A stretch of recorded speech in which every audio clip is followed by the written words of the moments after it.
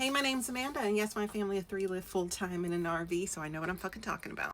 I'm sorry, it makes me laugh every time I say it. So I have like 30 questions or more that I've been sent in my DMs. I've been keeping track, and I want to answer these questions about like why we chose this lifestyle, what is this lifestyle about, how do you get mail, all of this shit. So let's get into it. Now, it will be a three-part series mainly because there's so many questions, and how I go about answering them, it could take up some time, but I don't want to waste a lot of time. I'm just going to do it in a few parts. Okay, first one. Why did we choose this lifestyle? The best answer for that is we're debt free. We sold our home. We owned a home. We sold our home. We sold all of our worldly possessions. And we bought this RV outright in cash. And we paid off all of our debts, like our cars and all of that. So we are debt free. Number two, we wanted to travel the US. We wanted our daughter to see the US. We wanted to see the US. And we didn't want a stationary home at the time. So we get to do that. We were living paycheck to paycheck when we were in our house, and we would never be able to vacation, really. We were just living to survive. And then the last thing is we do not, well, this was the second question, but we don't. Second question, are we going to be living full time in an RV for the rest of our lives? The answer is no, we are not. We actually have a plan to purchase a tiny home, probably within the next 6 to 10 years, something like that, depending. And we do want to permanently make our residence out west. Because of RV, our lifestyle has slowed down. Our daughter gets to see the world, all of that. So at this juncture, we want to do that. And then after that, we're going to settle down. Number two, can you really live in a full-time in a camper? Yes. The answer is yes. It has everything a house does. Third question, what is it like? So to me, I compare it to living like in a tiny home or a small studio apartment. Except ours is a 46 foot, so we actually have 2 bedroom, 1.5 bath. So that's equivalent to a small tiny home, really. So I just compare it to living in a tiny home. Four, what did you do to downsize? We sold our house and we did, I want to say 3, 4, 5 different garage sales up until the time that we were to move out.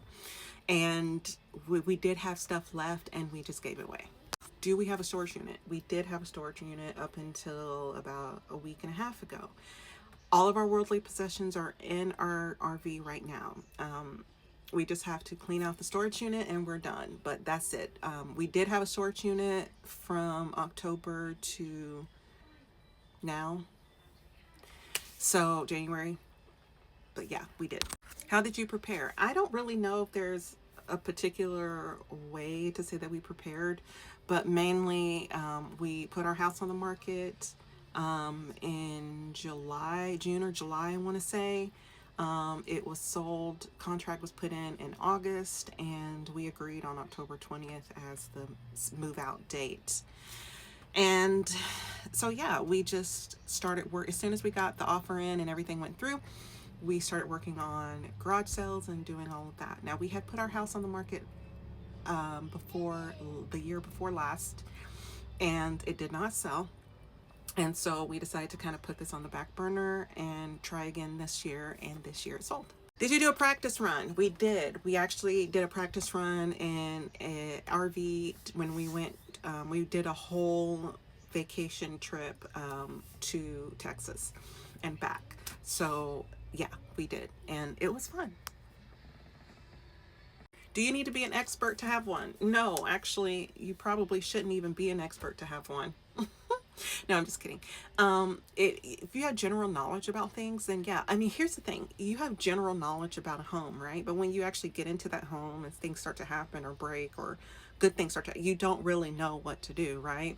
And so I put it the same way. Like, you don't have to be an expert, but you do need to kind of like understand how certain things work, like tanks and propane.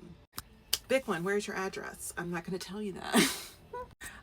And then how do you choose a domicile? Now, if you don't know what a domicile is, it is where you can select or get an address to have a actual address. That way you can get things sent there, mailed there, all of that. Now, what is a domicile? It is states that offer addressees to what we would call escapees. I know that doesn't sound right. If you have more questions, just ask me down the bottom about domicile. But the three top states for domiciles or better to get is South Dakota, Texas, and Florida. So if you're looking to go to RV Way, you may want to check out those states to get you a domicile. And I'm going to cut it off for now. Come back to part 2 and we'll finish up with the rest of the questions if we can. You're welcome.